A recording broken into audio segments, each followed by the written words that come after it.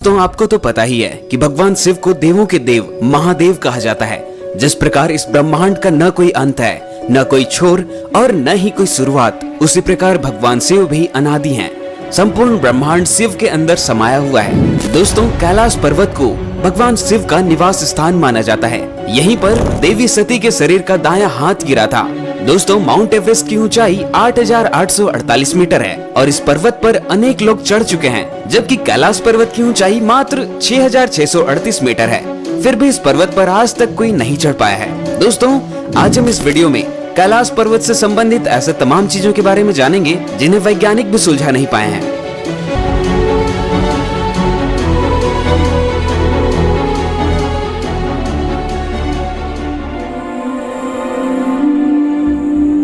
दोस्तों, 1962 में चीन ने भारत पर अचानक से हमला कर दिया था और उसने भारत के कई हिस्सों में अपना कब्जा कर लिया था। कैलाश को भी उसने अपने हिस्से में कर लिया था। इस वजह से कैलाश पर्वत अब चीन के क्षेत्र में आता है। चीन ने जितनी बार भी कैलाश पर्वत पर चढ़ने की कोशिश की है, वह असफल रहा। चीन ने 2001 में फिर से इस पर्वत पर चढ़ने की कोशिश की। इस बार चीन अकेला नहीं चढ़ा, बल्कि स्पेन भी उसके साथ था।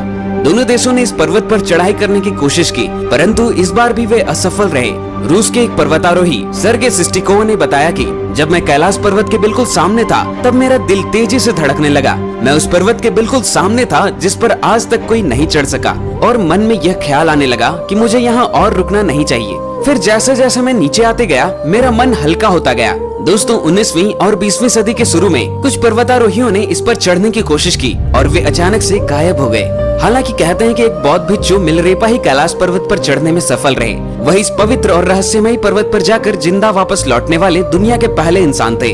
दोस्तों, कहा जाता है कि जिसने कभी भी कोई पाप नहीं किया हो, केवल वही कैलाश पर्वत पर चढ़ सकता है। दोस्तों, कैलाश पर्वत पर उसके आसपास के वातावरण पर अध्ययन कर रहे वैज्ञानिक जार निकोलाई रोमनोव और उसकी टीम ने तिब्बत के मंदिरों में धर्म गुरुओं से मुलाकात की। उन्होंने बताया कि कैलाश पर्वत के चारों ओर एक अलौकिक शक्ति का प्रवाह होता है। कैलाश पर्वत पर दुनिया भर के वैज्ञानिकों ने रिसर्च की है। इस पर रिसर्च करने वाले वैज्ञानिकों ने कैलाश पर्वत पर चढ़ने को असंभव बताया है।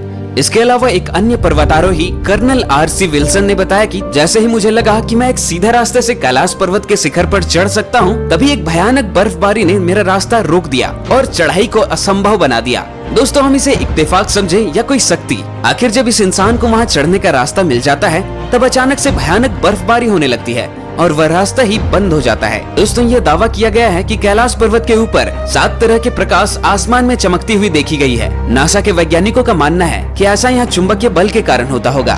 नंबर 3, कैलाश पर्वत और मानसरोवर झील के क्षेत्र में निरंतर ओम और डमरू के बजने जैसी आवाज आती है। वैज्ञानिक मानते हैं कि यह बर्फ के पिघलने की भी आवाज हो सकती है। चलिए मान भी लेते हैं कि इन सभी के पीछे शायद यह कारण हो सकता है, लेकिन आश्चर्य की बात है कि इस पूरे पर्वत पर प्राकृतिक तौर पर ओम की आकृति बनी हुई है। यह आकृति यहाँ हर साल पड़ने वाली बर्फ से बनती है। दोस्तों, एक रूसी डॉक्टर का यह भी दावा है कि एक शब्द की खामोशी में पहाड़ के भीतर एक अजीब तरह की फुसफुसाहटों की आवाज सुनाई देती है। उनके टीम को ऐसा लगा कि इस पर्वत के अंदर कुछ लोग रहते हैं। दोस्तों, इन सभी बातों को हम अनदेखा नहीं कर सकते हैं।